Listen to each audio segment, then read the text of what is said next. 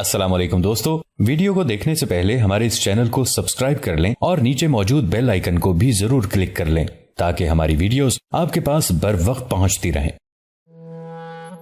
بالآخر فتح قسطنطنیہ کی سعادت 7ویں عثمانی فرمانروا سلطان محمد فاتح کے حصے میں آئی۔ دراصل سرکار دو عالم رسالت مآب صلی اللہ علیہ وآلہ وسلم کی بشارت تھی کہ تم قسطنطنیہ فتح کر لوگے، لہٰذا بہتر امیر اس کا امیر ہوگا اور بہترین لشکر وہ لشکر ہوگا۔ یہ حدیث مبارکہ مسند امام احمد جلد نمبر 4 صفحہ نمبر 335 پر درج ہے۔ یہی فرمان رسالت تھا جس نے ہر دور کے مسلمان فاتحین کو قسطنطنیہ کا پروانہ بنائے رکھا، لیکن پے در پے کئی حملوں کا سامنا کرنے کے باوجود بھی اس قدیم شہر کے دروازے کسی مسلمان فاتح کے لیے نہ کھل سکے۔ امیر معاویہ رضی اللہ عنہ جب امیر بنے تو آپ نے اپنے بیٹے یزید کی سرکردگی میں قسطنطنیہ پر پہلا باقاعدہ حملہ کرنے کے لیے فوج بھیجی۔ اس حملے میں بہت سے جلیل القدر صحابہ کرام، جن میں حضرت ابو ایوب انصاری رضی اللہ عنہ بھی شامل تھے، شریک ہوئے۔ دوران محاصرہ حضرت ابو ایوب انصاری رضی اللہ عنہ بیمار ہو کر شہید ہو گئے اور قسطنطنیہ کی فصیل کے نیچے مدفون ہوئے۔ حضرت عمر بن عبد العزیز، حشام بن عبد الملک، مہدی عباس اور ہارون رشید جیسے پرجلال خلفاء نے بھی اس شہر کو تسخیر کرنے کے لیے زبردست حملے کیے، لیکن قسطنطنیہ کسی سے فتح نہ ہو سکا۔ قسطنطنیہ ایک ناقابل تسخیر شہر تھا۔ اس کے 3 اطراف میں سمندر تھا اور ایک جانب خشکی تھی۔ شہر کے گرد 14 میل کے قطع دائرے میں ایک مضبوط فصیل تھی جس پر 170 فٹ کے فاصلے پر مضبوط برج بنے ہوئے تھے۔ فصیل کے اندر پھر ایک اور فصیل تھی۔ ان دونوں فصیلوں کے بیچوں بیچ ایک ناقابل عبور خندق تھی جس کی چوڑائی 60 فٹ اور گہرائی 100 فٹ تھی۔ ایک تیسری فصیل نے شہر کی 1 لاکھ سے زیادہ آبادی کو اپنے دامن میں پناہ دے رکھی تھی اور یوں یہ شہر فتح کرنا قریب ناممکن ہو گیا تھا۔ قسطنطنیہ عیسائی دنیا کا روحانی مرکز تھا، چنانچہ مسلمان فاتحین کے 20 لشکر اس شہر پر یلغار کرنے کے لیے پورے ساز و سامان کے ساتھ آتے، لیکن ہر مرتبہ ناکام لوٹ جاتے اور پھر رسالت مآب صلی اللہ علیہ وآلہ وسلم کی اس بشارت کا مستحق دولت عثمانیہ کا 7واں فرمانروا سلطان محمد فاتح ٹھہرا۔ عثمانی ترک، جنہیں ہم خلافت عثمانیہ کے نام سے جانتے ہیں، خراسانی خانہ بدوش تغرل کے بیٹے عثمان خان کی اولاد تھے۔ یہ ایشیائی کوچک میں داخل ہوئے تو انہوں نے ایک سلطنت کی بنیاد ڈالی جو صرف 300 سال کے عرصے میں دنیا کی سب سے بڑی طاقت بن گئی۔ اس کے عروج کا دور مشرق میں سلطان سلیم اور مغرب میں سلیمان اعظم پر ختم ہو جاتا ہے، لیکن دولت عثمانیہ کا سب سے مشہور فرمانروا سلطان محمد فاتح ہے، جس کے ہاتھوں سرکار دو عالم صلی اللہ علیہ وآلہ وسلم کی بشارت تکمیل کو پہنچی۔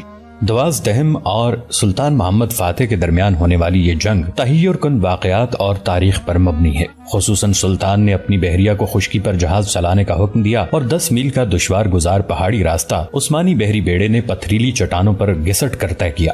یہ عظیم اور لازوال معرکہ فی الحقیقت تاریخ کا ایک مہتم بالشان واقعہ ہے جسے ہم تفصیل کے ساتھ بیان کرنے جا رہے ہیں۔ مغربی مورخین قسطنطنیہ کی فتح کو قرون وسطیٰ اور دور حاضر کے درمیان حد فاصل قرار دیتے ہیں، اور یہ ہے بھی حقیقت۔ قدیم بازنطینی سلطنت کے پایہ تخت اور پوری عیسائی دنیا کے روحانی مرکز کی تسخیر جہالت کے اندھیروں میں ڈوبے اہل مغرب کی آخری شکست اور مسلمانوں کی آخری فتح تھی۔ جب رومی بادشاہ قسطنطین نے 3 صدی عیسوی میں عیسائی مذہب قبول کر کے اس شہر کو اپنا پایہ تخت بنایا تھا، اس وقت سے اس کا نام قسطنطنیہ ہو گیا۔ حضور صلی اللہ علیہ وآلہ وسلم نے اس شہر پر جہاد کرنے والوں کو مغفرت کی بشارت عطا فرمائی تھی۔ قسطنطنیہ کے بادشاہ کو قیصر روم کہا جاتا تھا۔ سلطان محمد فاتح کے زمانے میں قسطنطین نام کا 12واں قیصر حکمران تھا۔ آخری قیصر قسطنطین اس معرکے میں ہلاک ہوا اور قسطنطنیہ ہمیشہ کے لیے اسلام بول یا استنبول بن گیا۔ یوں رسالت مآب صلی اللہ علیہ وآلہ وسلم کی ایک اور پیشین گوئی سچ ثابت ہوئی کہ جب قیصر ہلاک ہو گیا تو پھر کوئی قیصر نہیں آئے گا۔ ہم اس کہانی کو افسانہ بنا کر پیش کرنے سے حتی الامکان پرہیز کریں گے اور نہ ہی اس میں افسانے کو تاریخ بنانے کی کوشش کریں گے۔ ہماری یہ کہانی حقیقی تاریخی کرداروں پر مشتمل ہے۔ یہ کہانی بہت سا وقت صرف کر کے ایڈورڈ گبن، کریسی، دولت عثمانیہ، تاریخ عالم، تاریخ اسلام اور جہاں دیدہ کے علاوہ جغرافیہ اور صلیبی جنگوں کی تاریخ پر مشتمل کئی کتابوں کو کھنگال کر لکھی گئی۔ اس کے پیش نظر 15ویں صدی عیسوی کا وسطی زمانہ تھا۔ یہ صدی اس لحاظ سے بہت اہم ہے کہ اس صدی کے وسط میں عیسائیوں کا مقدس شہر قسطنطنیہ مفتوح ہوا اور اسی صدی کے آخری عشرے میں اندلس کے مسلمان ہمیشہ کے لیے نابود کر دیے گئے۔ اس کہانی میں ہم تغرل سے لے کر سلطان محمد فاتح تک عثمانی فرمانرواؤں کی تاریخ کا خلاصہ پیش کریں گے۔ تو چلیے اس تاریخی سچی کہانی کا آغاز کرتے ہیں۔ عربی نسل کا ابلغ گھوڑا اپنی پشت پر نقاب پوش سوار کو لیے پوری شان اور طمطراق کے ساتھ میدان میں داخل ہوا۔ یہ ادرنا اینڈریانوپل کا میدان حواجز تھا۔ چاروں طرف کی نشستیں تماشائیوں سے پر تھیں۔ نقاب پوش گھڑ سوار کے داخل ہوتے ہی پنڈال پر سناٹا چھا گیا۔ آج ترکوں کا سالانہ تہوار تھا۔ اس اسٹیڈیم میں شمشیر زنی، نیزہ بازی اور دیگر کھیلوں کے مقابلے ہو رہے تھے۔ نقاب پوش گھڑ سوار اپنی دو دھاری البانوی شمشیر کو لہراتا ہوا میدان کے وسط میں آ کر رک گیا اور اگلے لمحے اس نے اپنے چہرے سے نقاب الٹ دیا۔ یہ سکندر بیگ تھا، سلطان مراد خان کا چہیتا منہ بولا بیٹا۔ اس کے گھوڑے کی پشت پر ایک باریک چھڑی کے ساتھ سلطان بایزید یلدرم کا پرچم لہرا رہا تھا۔ سکندر بیگ نے میدان میں ایک طرف کھڑے ینیچری کے سالاروں کو مخاطب کیا۔ یہ سالار اس اسٹیڈیم میں ہونے والے مقابلوں کے مصنفین تھے۔ سکندر بیگ نے کہا، آل عثمان کے جاہ و جلال کی قسم، پوری سلطنت عثمانیہ میں کوئی ایسا جوان نہیں کہ جس کے بازوؤں میں سکندر بیگ کو شکست دینے کی ہمت ہو۔ اگر ایسا کوئی مرد میدان اس میلے میں موجود ہے تو میں اسے قوت آزمائی کی دعوت دیتا ہوں۔ سلطان عثمانیہ کے پرجلال فرمانروا سلطان مراد خان ثانی کی چھتری دار نشستیں سکندر بیگ کے بالکل سامنے تھیں۔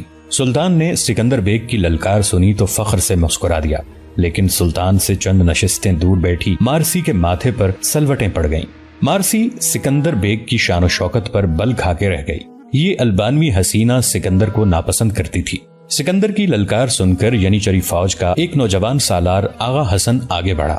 آغا حسن کو دیکھتے ہی سکندر کے چہرے پر حقارت آمیز مسکراہٹ پھیل گئی۔ آغا حسن ایک دراز قد ایرانی نسل گھوڑے پر سوار تھا اور اس کے داہنے ہاتھ میں یمن کی بنی ہوئی بھاری بھرکم تلوار تھی۔ مقابلے کے دونوں شریک ایک دوسرے کے سامنے آئے تو پورے میدان میں سنسنی کی لہر دوڑ گئی۔ تماشائیوں کے چہرے پر جوش و جذبہ دکھائی دینے لگا اور مارسی اپنی نشست پر اچھل کر رہ گئی۔ ایک منصف نے تکبیر بلند کر کے مقابلے کے آغاز کا اعلان کیا تو دونوں سوار اپنے اپنے گھوڑوں کی لگامیں تھامے ایک دوسرے کے بالکل نزدیک آ گئے۔ سکندر بیگ نے رونت آمیز لہجے میں کہا، بہت خوب نوجوان، مجھے تمہاری جرأت دیکھ کر حیرت ہوئی ہے۔ میں تمہیں حملے میں پہل کی اجازت دیتا ہوں۔ آغا حسن سکندر سے مرعوب ہوئے بغیر آگے بڑھا اور سکندر پر پوری طاقت سے وار کر دیا۔ سکندر نے بجلی کی طرح پہلو بدل کر خود کو بچا لیا اور مسکرا دیا، لیکن آغا حسن پھر تیزی کے ساتھ آگے بڑھا اور سکندر پر پوری قوت سے دوسرا وار کر دیا۔ سکندر کا گھوڑا اپنے مالک کے مزاج سے اچھی طرح واقف تھا۔ گھوڑے نے آنے واحد میں پینترا بدلا اور آغا حسن کا دوسرا وار بھی خالی چلا گیا۔ آغا حسن نے تیسری مرتبہ اپنے گھوڑے کو ایڑ لگائی، لیکن اب سکندر اپنا ارادہ بدل چکا تھا۔ اس نے جھکائی دینے کے بجائے اپنی تلوار پر آغا حسن کا وار روکا اور پھر دیکھنے والے حیرت زدہ رہ گئے کہ سکندر نے بجلی کی سی تیزی کے ساتھ پے در پے وار کرنے شروع کر دیے۔ میدان میں تلواروں کی کھنکار دور دور تک گونجنے لگی تھی۔ آغا حسن کو پسپا ہوتا دیکھ کر مارسی کا گلنار چہرہ یکلخت سفید ہو گیا۔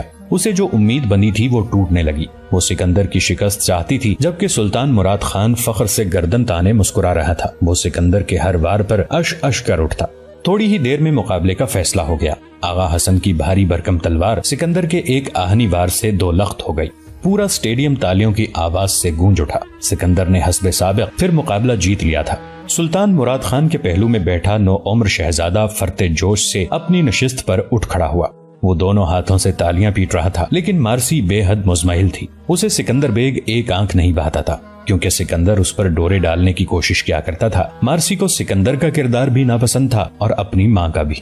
ادھیڑ عمر مارتھا مارسی کی ماں تھی۔ یہ عورت البانوی شہزادوں کے ساتھ ادرنا میں داخل ہوئی تھی۔ سکندر بیگ بھی البانوی شہزادہ تھا۔ اس کا البانوی نام جارج کیسٹریاٹ تھا۔ سلطان مراد خان ثانی نے بہت عرصہ پہلے البانیہ کے فرمانروا جان کیسٹریاٹ کو بزور شمشیر اپنا مطیع کر لیا تھا۔ جان کیسٹریاٹ نے سلطان سے منت کر کے اپنی ریاست کی واپسی کا مطالبہ کیا۔ سلطان نے اس کی درخواست منظور کر لی اور ضمانت کے طور پر البانیہ کے حکمران نے اپنے 4 بیٹے سلطان مراد خان ثانی کے حوالے کر دیے۔ ان شہزادوں کے ہمراہ البانوی محل کی خاص کنیز مارتھا بھی روانہ کی گئی۔ مارتھا سلطنت عثمانیہ کے دارالخلافہ ادرنا میں آئی تو اس نے بہت جلد اشرافیہ کے طبقے میں اپنا اثر و رسوخ پیدا کر لیا۔ مارسی اسی مارتھا کی بیٹی تھی اور جارج کیسٹریاٹ یعنی سکندر بیگ اسی مارتھا کے گھر میں پل کر جوان ہوا تھا۔ سکندر بیگ نے ینیچری کی طبیعت کے مطابق مذہب عیسائیت ترک کر کے اسلام قبول کر لیا تھا، لیکن مارتھا ابھی تک اپنے مذہب پر قائم تھی۔ مارسی کے دل میں اگرچہ اسلام کے لیے بے حد نرم گوشہ تھا، لیکن ماں کے خوف سے وہ ابھی تک عیسائی مذہب کی پیروکار تھی۔ مارتھا ایک کٹر مذہبی عورت تھی اور اسلام کے خلاف بے پناہ تعصب رکھتی تھی۔ مارسی کو اس وقت بے حد حیرت ہوئی جب اس کی ماں نے سکندر بیگ کو اسلام قبول کرنے پر کچھ نہ کہا۔ مارسی اپنی ماں کی طرف سے مشکوک تھی۔ مارسی کو شک تھا کہ اس کی ماں نے سکندر بیگ کو خود مذہب تبدیل کرنے پر آمادہ کیا ہے۔ وہ اپنی ماں اور اپنے ساتھ پل کر جوان ہونے والے جارج کیسٹریاٹ کے طرز عمل میں عثمانی سلطنت کے خلاف سازش کی بو سونگ رہی تھی۔ مارسی کے شک میں مبتلا ہونے کی سب سے بڑی وجہ ابو جعفر تھا۔ ابو جعفر ایک ادھیڑ عمر شخص تھا جس نے ادرنا میں ایک مذہبی پیشوا یعنی امام مسجد کا روپ دھار رکھا تھا۔ یہ شخص در حقیقت قیصر قسطنطنیہ کا جاسوس تھا اور یہاں ادرنا میں ایک مسلمان مذہبی پیشوا کے روپ میں داخل ہوا تھا۔ یہ شخص ادرنا میں مارتھا کی آمد سے پہلے ہی اپنی سازش کا جال پھیلا چکا تھا۔ مذہب پرست البانوی کنیز مارتھا سلطان کے محل میں وارد ہوئی تو ابو جعفر کی سرگرمیاں مزید تیز ہو گئیں۔ اس نے پہل مارتھا کو صلیب اعظم کا واسطہ دے کر اپنی سازش میں شریک کیا تھا۔ ابو جعفر خود قسطنطنیہ میں آیا صوفیہ کے چرچ سے منسلک تھا اور ایک پختہ کار راہب تھا۔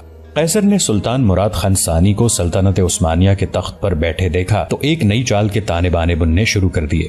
ابو جعفر جو در حقیقت ڈیمونان تھا، عظیم عیسائی سلطنت کے بادشاہ قیصر قسطنطنیہ کا خاص جاسوس تھا۔ قیصر قسطنطنیہ مینویل کے پاس عثمانی سلطنت کے دارالخلافہ ادرنا کی ایک خبر ہر ماہ باقاعدگی کے ساتھ پہنچتی تھی اور ادرنا میں قیصر کی اس ساری سازش کا سرغنہ ابو جعفر تھا۔ یہی ابو جعفر پچھلے 12 سال سے مارسی کی ماں کے مکان پر آیا جایا کرتا تھا۔ مارسی بچپن سے ہی اس سے متنفر تھی۔ وہ اس کی مکار صورت کو دیکھتے ہی کھول اٹھتی۔ اسے ابو جعفر کی حقیقت کا علم نہیں تھا، لیکن وہ اس کی عادات و اطوار سے اب تک بخوبی اندازہ لگا چکی تھی کہ یہ مکار شخص یقیناً وہ نہیں ہے جو اوپر سے نظر آتا ہے۔ ابو جعفر مارتھا کے گھر آتا تو وہ دونوں بند کمرے میں بیٹھ کر دیر تک باتیں کرتے رہتے۔ کبھی کبھی سکندر کو بھی بلا لیا جاتا۔ مارسی مسلمانوں کے اس مذہبی پیشوا کو اپنی عیسائی ماں کے پاس باقاعدگی سے آتا جاتا دیکھ کر شک میں مبتلا ہو گئی۔ ادھر سکندر بیگ جب سے مسلمان ہوا تھا پہلے سے بھی زیادہ بدتمیز اور واہیات ہو گیا تھا۔ وہ جتنی دیر گھر پر رہتا مارسی کو بری نظروں سے دیکھتا رہتا۔ مارسی بچپن ہی سے سکندر بیگ کی عادات کو ناپسند کرتی تھی۔ وہ بچپن سے ہی چڑچڑا، بدتمیز اور حد چھٹتا۔ شاید اس کے اس طرح بدمزاج ہونے کی وجہ یہ رہی ہو کہ اس کے سامنے اس کے باپ جان کیسٹریاٹ کو سلطان مراد خان ثانی نے ذلت آمیز شکست دی اور اسے اس کے 3 چھوٹے بھائیوں سمیت یرغمال بنا کر اتنی دور ادرنا آنا پڑا، اور اس پر مستداد یہ کہ اس کے 3 چھوٹے بھائی بچپن میں ہی اس کی آنکھوں کے سامنے اس دیار غیر میں بیمار ہو کر مر گئے۔ یہ سب کچھ سکندر بیگ کے حالات کا تقاضا تھا اور کچھ مارتھا کا چرب زبان سازشی کردار کے سکندر بیگ اس قدر منتقم مزاج اور مغرور واقع ہوا تھا۔ آج مارسی نے ایک مرتبہ پھر سکندر بیگ کو مقابلے کا میدان جیتتے دیکھا تو اس کے رگ و پے میں مایوسی اور غصے کی لہر دوڑ گئی۔ آج خصوصی طور پر اس کے غم و غصے کی ایک بڑی وجہ یہ تھی کہ الصبح گھر سے نکلنے سے پہلے سکندر نے مارسی سے کہا تھا، آج شمشیر زنی کے مقابلوں کا دن ہے، میں ایک بار پھر ادرنا کا سب سے بڑا جنگجو تسلیم کیا جاؤں گا۔ یہ حقیر ترک میرے مقابلے کی ہمت نہیں رکھتے۔ آج اگر میں پھر جیت کا تمغہ لے کر لوٹا تو چچی مارتھا سے تمہارا ہاتھ مانگ لوں گا۔ سکندر بیگ مارتھا کو چچی کہہ کر پکارتا تھا۔ مارسی نے اتنا سنا تو غصے سے چہرہ لال کرتے ہوئے کہا، اتنا تکبر مت کرو، دراصل سلطان تم پر اعتماد کرتا ہے، یہی وجہ ہے کہ شاہی احترام میں تمہارے سامنے کوئی نہیں آتا۔ مجھے یقین ہے کہ ینیچری کا کوئی بھی سالار تمہیں آسانی سے شکست دے سکتا ہے۔ سکندر بیگ مارسی کا زہر آلود جملہ سن کر غصے سے پیر پٹکتا ہوا گھر سے باہر نکل گیا، اور اب مارسی دیکھ رہی تھی کہ ینیچری کا ایک سالار سکندر بیگ سے بری طرح مات کھا چکا تھا۔ مارسی کی نظریں میدان سے ہٹ کر اپنے پیروں میں آ جھکی۔ وہ آج صبح کا مکالمہ یاد کر رہی تھی جب سکندر نے اس سے کہا تھا کہ میں تمہاری ماں سے تمہارا ہاتھ مانگ لوں گا۔ مارسی شدید بے چین تھی اور آنے والے وقت سے ہراساں تھی۔ مارسی کی نگاہیں جھکی ہوئی تھیں کہ اچانک اسے اسٹیڈیم میں شور سنائی دیا، زوردار تالیوں کا شور۔ مارسی نے چونک کر میدان میں دیکھا تو مارے حیرت کے اپنی نشست پر اچھل کر رہ گئی۔ ایک اجنبی نوجوان جس کے جسم پر عربی لباس تھا اسٹیڈیم کی ایک جانب سے ایک سفید گھوڑے کو ایڑ لگاتا ہوا داخل ہوا۔ نوجوان کے خد و خال بھی حجازی تھے۔ اس کے نیچے ترکی نسل کا بہترین گھوڑا تھا اور اس کے داہنے ہاتھ میں ایک بھاری اور چمکدار شمشیر تھی۔ اس کے جسم پر نہ ہی زرہ تھی اور نہ ہی پیش قبض، اور اس کے سر پر آہنی خود کی بجائے خالص حجازی طرز کا امامہ تھا۔ نوجوان کی عمر زیادہ سے زیادہ 17 برس ہوگی۔ تماشائی پورے جوش سے تالیاں بجا رہے تھے۔ اجنبی نوجوان کو آتا دیکھ کر سکندر کے ماتھے پر شکنیں نظر آنے لگی۔ اسے اس عرب نوجوان کی آمد پر شدید حیرت تھی۔ اسٹیڈیم کے اعلانچی نے باآواز بلند اعلان کیا اور لوگوں کو بتایا کہ اجنبی نوجوان کا نام قاسم بن ہشام ہے۔ یہ حجاز کے شہر مکہ کا رہنے والا ہے جہاں اسلام کا اولین سورج طلوع ہوا۔ اعلانچی نے بتایا کہ قاسم عثمانی تربیت گاہ کے شمشیر زنی کے استاد طاہر بن ہشام کا چھوٹا بھائی ہے۔ اس اعلان کے ساتھ ہی سلطان مراد خان ثانی کے چہرے پر بھی حیرت و اشتیاق کی لہر دوڑ گئی، اور سلطان کے پہلو میں بیٹھا نوعمر شہزادہ محمد بھی حیرت سے چونک اٹھا۔ لیکن مارسی کی حالت سب سے عجیب تھی۔ وہ اپنی نشست پر بار بار پہلو بدلتی اور مٹھیاں بھیج بھیج کر اپنے جذبات کا اظہار کرتی۔ عرب شہسوار سکندر بیگ کے سامنے آیا تو سکندر نے مسکرانے کی کوشش کی۔ اس نے عرب شہسوار کو حسب سابق حقارت کی نظر سے دیکھتے ہوئے کہا، نوجوان، میں تمہارے چہرے پر جرت اور بہادری کے نقش دیکھ رہا ہوں، لیکن افسوس تمہارا تمام تر اعتماد سکندر بیگ کے پہلے وار سے ہی خاک میں مل جائے گا۔ یہ مکہ نہیں، ترکی سلطنت کا دارالخلافہ ادرنا ہے، اور میں سلطان مراد خان ثانی کا سب سے مضبوط شمشیر زن ہوں۔ قاسم سکندر بیگ کے فرعونیت سے بھرپور لہجے کو محسوس کر کے عارفانہ انداز میں مسکرایا اور پھر انتہائی نپے تلے انداز میں مخاطب ہوا۔ میں وقت سے پہلے بلند بانگ دعووں کا قائل نہیں ہوں، میں صرف اتنا جانتا ہوں کہ میرے بدن میں خالد بن ولید رضی اللہ عنہ کا خون دوڑ رہا ہے۔ میری شدید خواہش ہے کہ میں آج ایک ترک شہزادے کو حجازی شمشیر کا لوہا دکھا سکوں۔ قاسم نے اتنا کہا اور اپنے گھوڑے کو ایڑ لگا دی۔ سکندر پوری طرح تیار تھا۔ قاسم نے تلوار فضا میں بلند کی اور خالص عربی لہجے میں اللہ اکبر کہہ کر سکندر پر ٹوٹ پڑا۔ سورج کی شعاعیں قاسم کی چمکدار تلوار پر پڑیں اور تماشائیوں کی آنکھیں چندھیا گئیں۔ یہ محض تلوار کی چکاچوند نہیں تھی بلکہ آسمانی سائقہ کی لپک تھی۔ قاسم کے تابڑ توڑ حملے سکندر کے لیے ہزیمت کا پیغام تھے۔ سکندر کی تمام چالیں دھری کی دھری رہ گئیں اور وہ مسلسل ہر بار کو اپنی تلوار پر روکنے لگا۔ بظاہر ایسا لگتا تھا کہ قاسم جلد تھک جائے گا۔ مارسی قاسم کے ہر وار کے ساتھ اچھل اچھل جاتی۔ وہ اب اپنی نشست پر کھڑی ہو گئی تھی۔ تمام تماشائی چیخ چیخ کر قاسم کو داد دے رہے تھے۔ سلطان بے ساختہ مرحبا مرحبا پکار رہا تھا اور شہزادہ محمد اپنے شاہانہ مرتبے کو بھول کر بالکل بچگانہ انداز میں تالیاں بجا رہا تھا۔ یک لخت قاسم نے نئی چال چلی اور اپنے آپ کو تھکا ہوا ظاہر کرنا شروع کر دیا۔ سکندر نے قاسم کے وار میں کمزوری محسوس کی تو اپنے ڈوبتے ہوئے دل کو حوصلہ دیا اور بڑھ کر قاسم پر حملہ کر دیا۔ اب قاسم سکندر کے ہر وار سے اپنے آپ کو بچانے کی کوشش کرتا ہوا محسوس ہوا۔ اس کا گھوڑا مسلسل الٹے قدموں پیچھے ہٹنے لگا اور اس کی تلوار پے در پے سکندر کے وار سہنے لگی۔ سکندر بھی بری طرح تھک چکا تھا اور چاہتا تھا کہ کسی طرح جلد از جلد یہ مقابلہ ختم ہو۔ اچانک قاسم نے گھوڑے کی پشت پر اپنے پاؤں کھینچ لیے اور زین پر اکڑوں بیٹھ گیا۔ اگلے لمحے تماشائی قاسم کا کرتب دیکھ کر حیران رہ گئے۔ قاسم نے اپنے بدن کا بوجھ اپنے پیروں پر ڈالا اور ایک جھٹکے سے کھڑا ہو گیا۔ پورا اسٹیڈیم ایک ساتھ تالیوں سے گونج اٹھا۔ اب دراز قد قاسم سکندر سے بلندی پر تھا اور حملہ کرنے میں اس کی پوزیشن کو فوقیت حاصل تھی۔ اس نے گھوڑے کی زین پر کھڑے ہو کر پہلا وار اس قدر بھرپور اور زوردار انداز میں کیا کہ سکندر کے چھکے چھوٹ گئے۔ فرتے جذبات سے مارسی کی چیخ نکل گئی۔ سکندر بیگ دراز قامت قاسم کے پہلے وار کو ہی سہ نہ سکا۔ قاسم کی شمشیر کسی آہنی گرز کی طرح سکندر پر گری۔ سکندر نے اپنی تلوار آگے کر کے قاسم کے وار کو روکنا چاہا، لیکن ضرب اتنی کاری تھی کہ سکندر گھوڑے کی پشت پر سنبھل نہ سکا اور نیچے گر گیا۔ قاسم نے کسی بازیگر کی طرح گھوڑے کی پشت سے چھلانگ لگائی اور سکندر کے سنبھلنے سے پہلے اس کے سر پر سوار ہو گیا۔ سکندر کے ماتھے پر پسینے کی بوندیں چمکتی دیکھ کر مارسی کھل اٹھی۔ سلطان مارے اشتیاق کے خود تالی بجانے لگا۔ قاسم نے زمین پر قدم رکھتے ہی سکندر کو آڑے ہاتھوں لیا۔ سکندر ابھی پوری طرح سنبھل بھی نہیں پایا تھا کہ قاسم نے بجلی کی سی تیزی کے ساتھ اس پر حملہ کر دیا۔ اب سکندر کو اپنی شکست صاف نظر آ رہی تھی۔ قاسم نے یکلخت پہلو بدلا اور اچھل کر سکندر کے بائیں پہلو پر زوردار ضرب لگانے کا جھانسا دیا۔ سکندر نے تیزی سے تلوار آگے کی، لیکن وہ قاسم کی چال نہ سمجھ سکا۔ قاسم نے بائیں پہلو پر حملہ کرنے کی بجائے ہوا ہی میں اپنا ارادہ بدلا اور سکندر کے دائیں بازو پر تلوار کی زوردار ضرب لگائی۔ سکندر کے بازوؤں پر آہنی بازو بند چڑھے ہوئے تھے۔ قاسم کی تلوار نے لوہے کے بازو بند کو کاٹ کر سکندر کے بازو کو معمولی سا چیرا ڈالا۔ خون کے قطرے زمین پر گرے تو ایک دم اسٹیڈیم میں موجود تماشائی خاموش ہو گئے۔ قاسم نے صورتحال کی نزاکت پر غور کیا اور یک لخت اپنے تابڑ توڑ حملوں کا سلسلہ روک دیا۔ وہ سکندر کو پیچ و تاب کھاتا چھوڑ کر چند قدم پیچھے ہٹایا۔ یہاں مقابلے کے مصنفین ایک قطار میں کھڑے تھے۔ تمام لوگوں کے چہروں پر حیرت اور اشتیاق کے جذبات سب تھے۔ قاسم بے خبر انداز میں اسٹیڈیم کے تماشائیوں کی جانب دیکھ رہا تھا کہ سکندر بے اصولی کا مظاہرہ کرتے ہوئے تیزی سے قاسم کی جانب لپکا۔ اگر مارسی اپنی نشست سے چیخ کر قاسم کو خبردار نہ کر دیتی تو سکندر یقیناً قاسم کی گردن کاٹ لیتا۔ قاسم نے مارسی کی چیخ سنی اور ایک لمحے میں صورتحال کا اندازہ کر لیا۔ اگلے ہی لمحے وہ کسی چیتے کی طرح اپنی جگہ پر اچھلا اور گھوم کر نہ صرف سکندر کے وار سے خود کو بچا لیا بلکہ پوری قوت سے سکندر پر حملہ بھی کر دیا۔ تلواروں کی چھن چھن انتہائی سرعت کے ساتھ سنائی دینے لگی اور پھر تماشائیوں نے دیکھا کہ قاسم کے ایک عجیب و غریب وار سے سکندر کی تلوار اس کے ہاتھ سے چھوٹ گئی اور کسی 14ویں رات کے چکور کی طرح پھڑپڑاتی ہوئی اوپر کی طرف اڑتی چلی گئی۔ دوستو، آج کے لیے اتنا ہی۔ اسی کہانی کی اگلی قسط کے ساتھ بہت جلد آپ کی خدمت میں حاضر ہوں گے۔ نیچے کامنٹ سیکشن میں اپنی رائے کا اظہار ضرور کیجیے گا۔ ہمارے اس چینل کو سبسکرائب کر کے نیچے موجود بیل آئیکن کو بھی ضرور کلک کیجیے گا۔ اگلی ملاقات تک کے لیے ہمارا اور آپ کا اللہ نگہبان۔